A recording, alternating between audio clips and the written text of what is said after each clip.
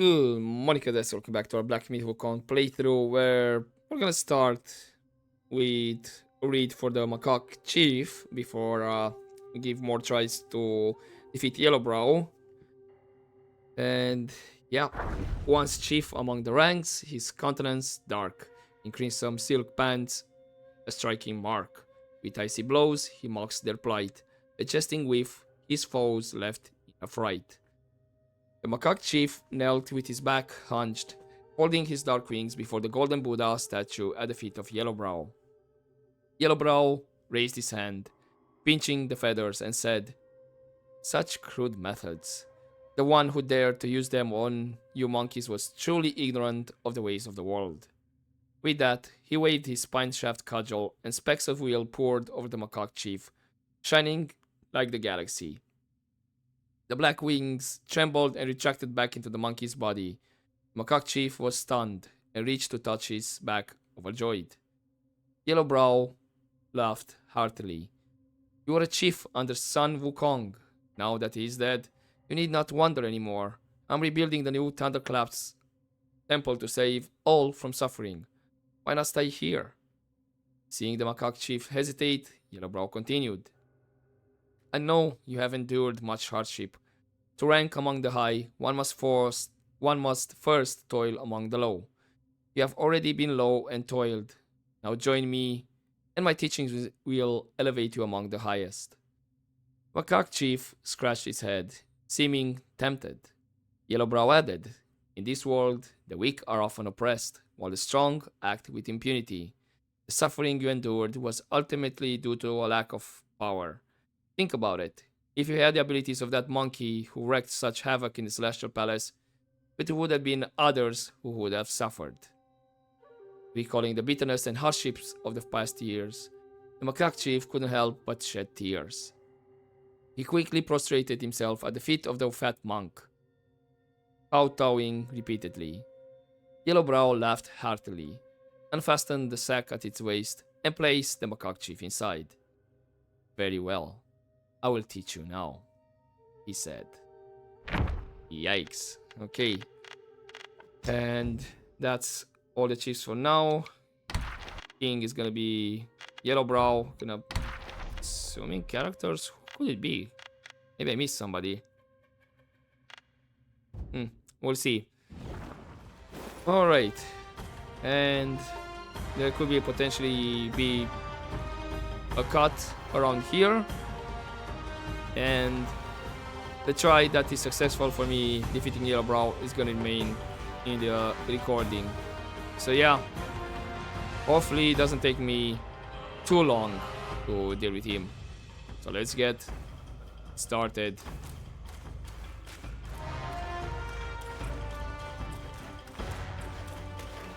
The destined one wasn't closer.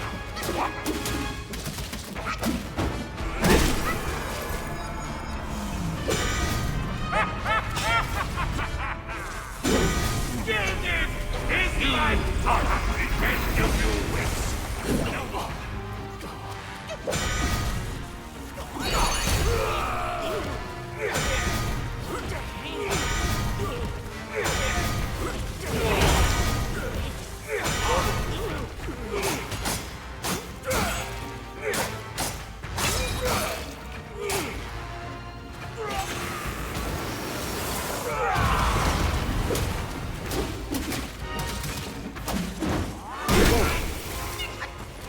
Walk the path of Buddha.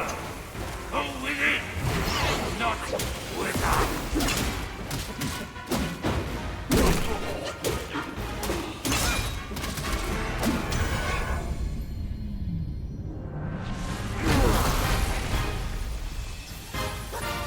Thou shalt revere, or thou wilt never see Shir. Behold my Mahavira hall. How can Mount Lingshan match its magnificence?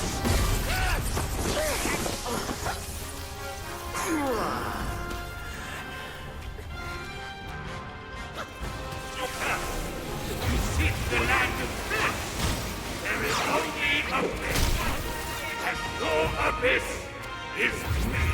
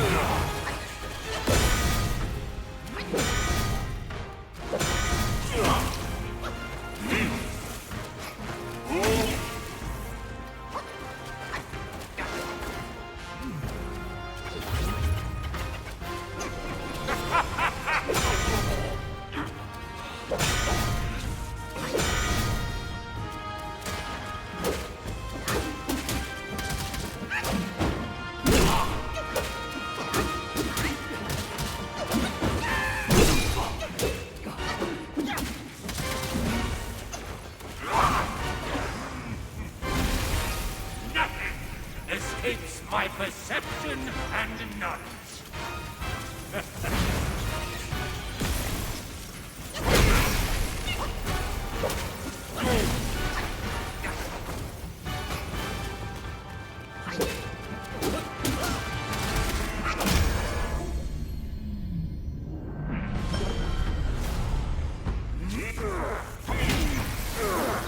What is best about my seeds is how it utterly remakes all who enter.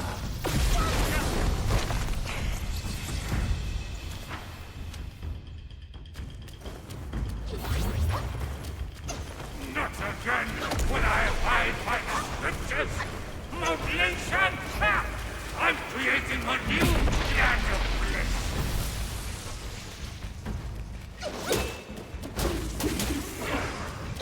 Insane is my revel. In revel, pain. Without hope, there is no redemption.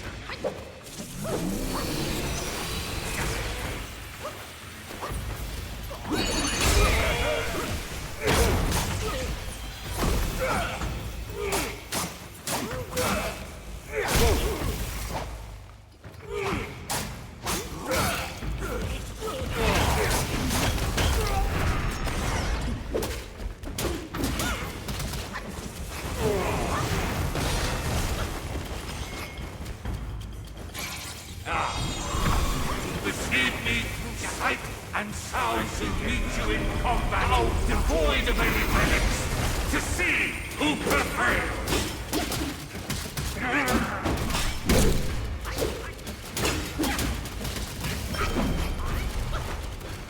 Walk the path of Buddha. Go within, not without.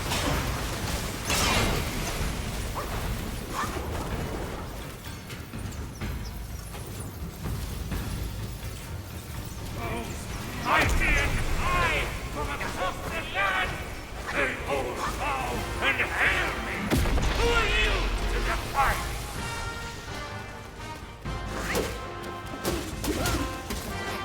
In vain did my breath. In revel, pain. Without hope, there is no redemption.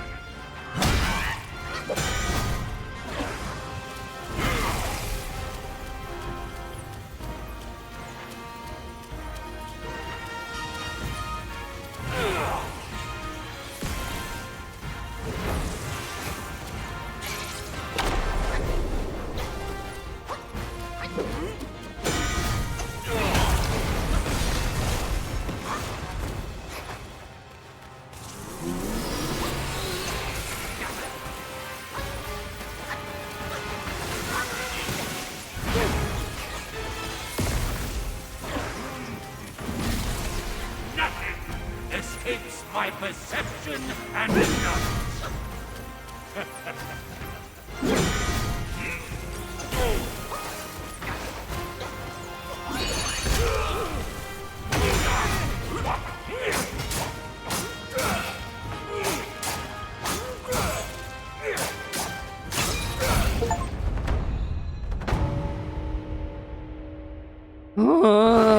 Managed to clutch it. Holy moly. I saw how this would end for you long ago. Keep fighting for others, and in time, you shall fall by their hands. I, Yellowbrow, fight solely for myself. Oh, isn't this the lake? Wait, don't tell me there's a third phase. Haven't lost. I will not lose. If only I could wield that monkey's relic just once more. Oh, okay. I guess there's no third phase, right?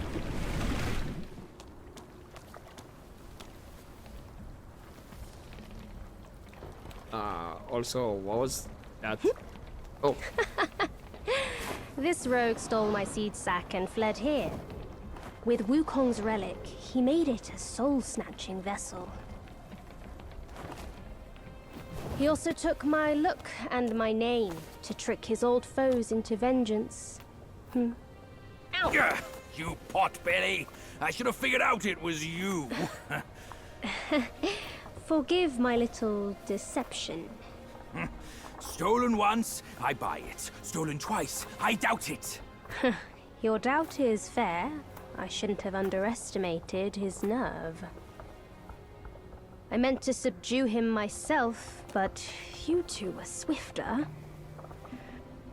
Fortune favors you, Bajie.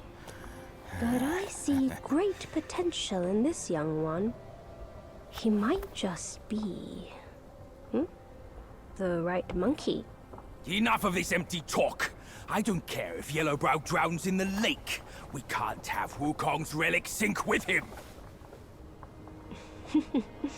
For that, pray, lend me that rake of yours.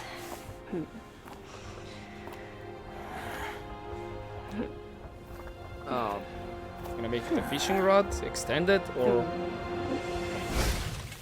Oh, I think it is a fishing rod.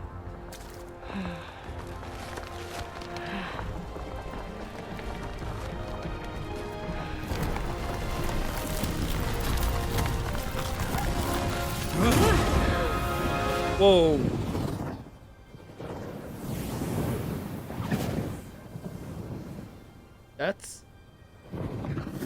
That's weird looking, but actually beautiful though.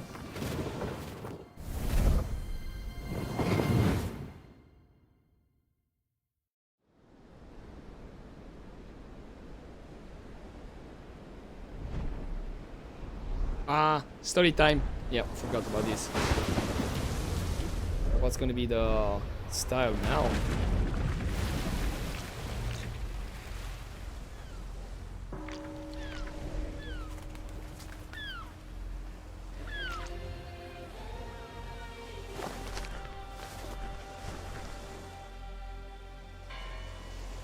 Damn, what the?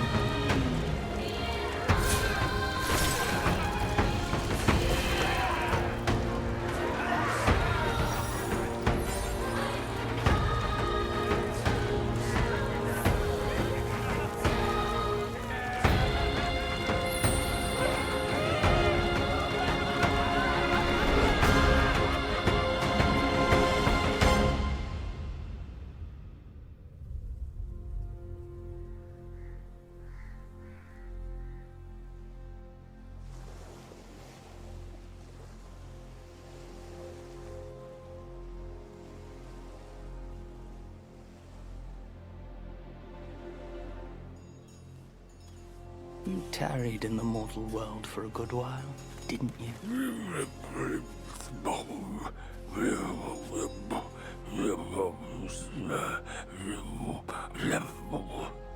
Speak clearly. Once again, I proved it to you, Jinshanzu. You chose a means to an end, not to a proof. You sow chaos in hearts just for the sake of winning. How absurd and pathetic.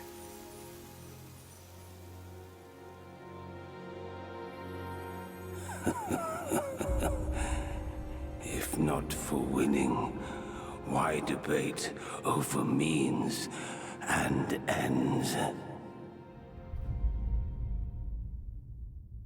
And that concludes chapter 3. Okay, them.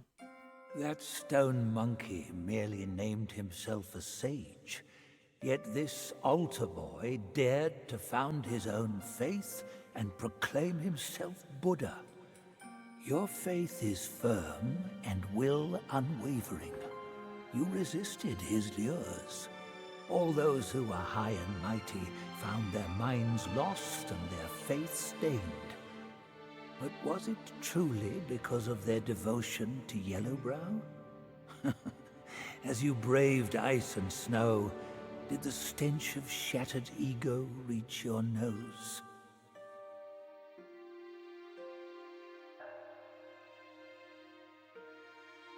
Hey, hubris knows. Yeah. So that kind of felt like a story about hubris, more or less greed, or that's how I see it. And to be honest, I thought it would go a bit more morbid. Then, well, it was like really graphical, to be honest. And the animation style actually kind of reminded me of it's a bit more anime, but kind of reminded me of Animatrix. Some of the stories there, they had similar style and like very graphic. And to be honest, I was expecting with what I'm assuming to be like a god, one of the gods, or celestial, like to lure them and then starting eating people, but apparently went the greed route, and we saw with that person decided to attack and just cut the celestial or god open because he wanted more. Then of course everybody else joined in, and I think that was the lesson that he was trying, or the point, that at some point greed overcomes everything, and that's the nature of things. You know, self-control, that's what you get. Okay. Okay, level up. I believe it should be like 1 or 2 levels. I believe I was just about to get level 71. Right? Maybe I'm wrong.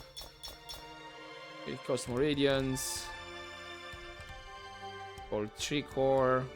Mine core. Oh. Now, the tapestry. What can we examine here? Start with this one. Not a soul can fathom his mind. Oh, okay, that was a bit short. Kind of left it on a cliffhanger. I was just expecting. And what more? An edict for rats turned a son against his sire. Vowing to draw the line with Yaoguais, he left his home in fury, never to return. Now an old grudge lands him caged, and he recalls his home at last. But with loved ones lost, where can one find home again? Damn, that's a good question. Shanu of the North, the vanquisher of Yaoguais. The Jade Emperor once ordered him to purge the world of evil. The turtle and the snake were his generals back then. Alas, the Snake General can no longer join the ranks, and Chanu is no more. Yeah, sad. Well, I think the Turtle General is still around, but for how long? The journey entailed an arduous road. The monk had his disciples, and the 18 Dharma Guardians, the 12 Zodiac deities, the 5 directional guides, and the 4 temporal overseers. Each boasts unique powers. Should your paths cross, strike up a connection. And what else? Nothing. Well, except that. That the last one? I think it might be.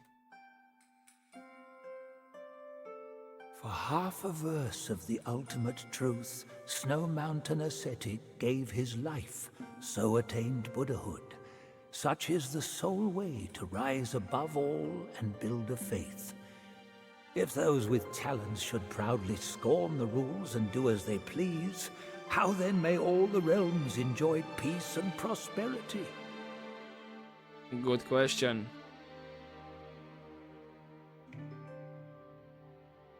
Right? And I think... yeah, this really should be it. For this tapestry. Yeah, I'm not seeing any other prompts.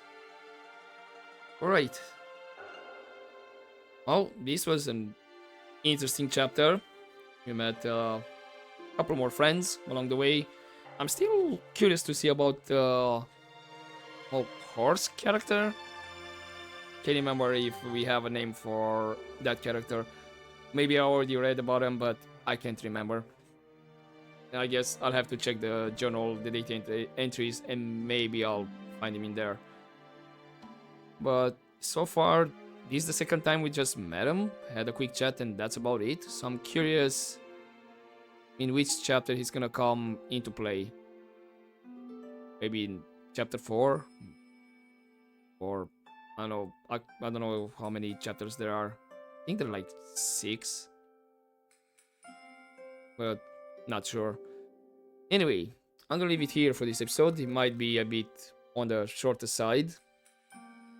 And yeah, I wanna have the start of the next episode with fresh chapter start as per usual, and we'll see from there. Again, wanna say that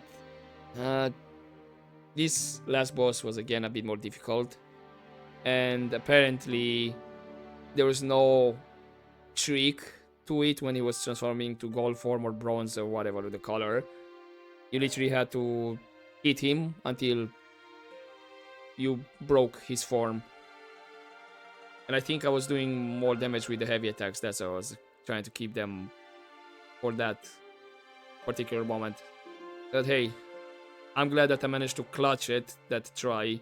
And that was, I believe, try number 7 or 8. So I had a couple of tries. But I'm happy. Did it. Not as... I would actually still have the chapter 2 boss. The last one. The most difficult. It was a bit more annoying. This one, yes, was more annoying in his gold form. That was kind of it. If you dodged everything else and whatnot, kind of easy. And of course, you kind of had to hold your heals when you were getting hit by a cutscene that you couldn't avoid anyhow. Anyway, I'll leave it here for this episode, and I'll see you in the next one. So hopefully you enjoyed this part, guys. But as always, don't forget to take care.